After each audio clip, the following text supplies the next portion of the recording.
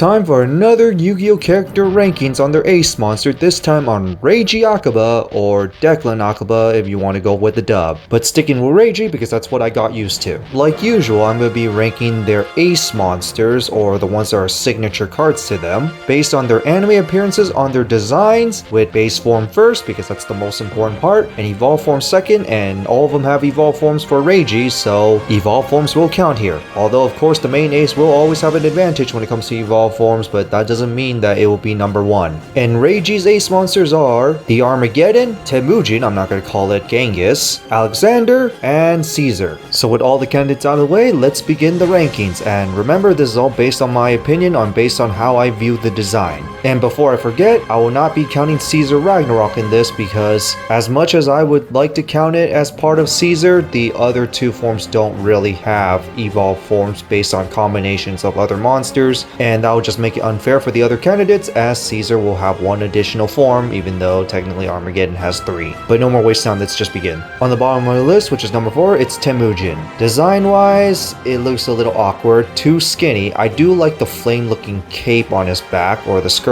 piece. I don't mind the weaponry, but overall design wise, it just looks kind of awkward, including the armor design, and I don't really like the face design either. Now when we evolve it to Flame High King Executive Temujin, now that looks a lot cooler. I do like the flame aesthetic on it. I do like the 4 arms, that actually makes it a little more scary. The weaponry I actually like. The buff of armor design definitely makes it look more like an Ace monster. Overall, not too bad. Still the weakest design out of all of them in my opinion. Number 3, it's Caesar. Base form design looks okay. I do like the blue aesthetic on Caesar, especially it's the Wave King, so I do get the wave part. The big weapon design for a sword looks pretty cool. It's okay to me, of course, as a base form. Overall, it's just an okay design for the base form. Now when we evolve it to Wave High King Executive Caesar, kind of love the buffed up design, especially the spikes on his armor and now the sword too. That ring on the sword is definitely a nice touch. At most, I could only say the armor is a little way too bulky, but I definitely love the spike aesthetic on it.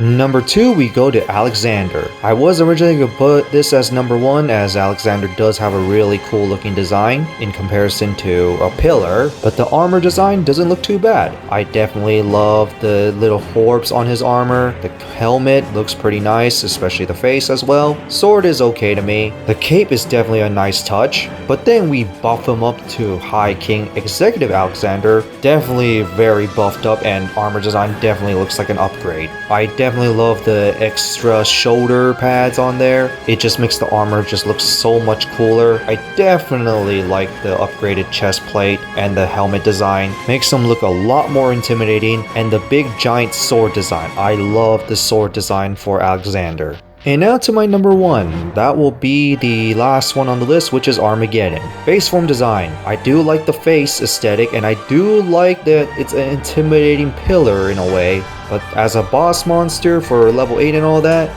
not the most intimidating looking one, but definitely more intimidating than Alexander in a way. The pendant design, especially within the pendant, actually looks a little scary, and it glows as well. Still kind of wish that Armageddon has limbs just to make it look like an actual scary boss monster, but being a giant pillar, why not? Face design definitely creepy. Now when we evolve him to the 3 forms of Armageddon of Fusion, Synchro, and Exceed, purplish Armageddon definitely looks pretty cool. I like the armor design around him. The dragon part is always weird, especially because I know this is based on design with Zork along with Night Shroud or Darkness from GX, and I do like the wing design when it comes to with having darkness on it. The extra wings at the lower half also is a nice touch. Overall, I kind of like the dragon-like aesthetic on it, just still wish it kind of has limbs just to make it look a little more intimidating.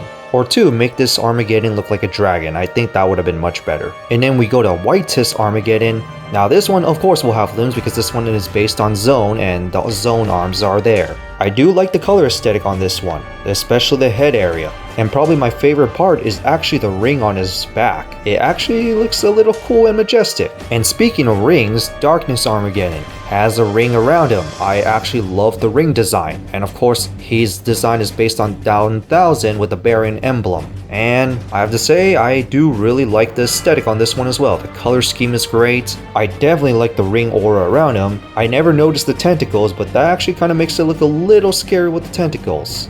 And the floating claws around the ring definitely looks pretty awesome as well. So overall, Armageddon's base form design is okay. In a way, it looks a little bit better than Alexander, a little flip-flop there, but evolved form is definitely cooler in many ways.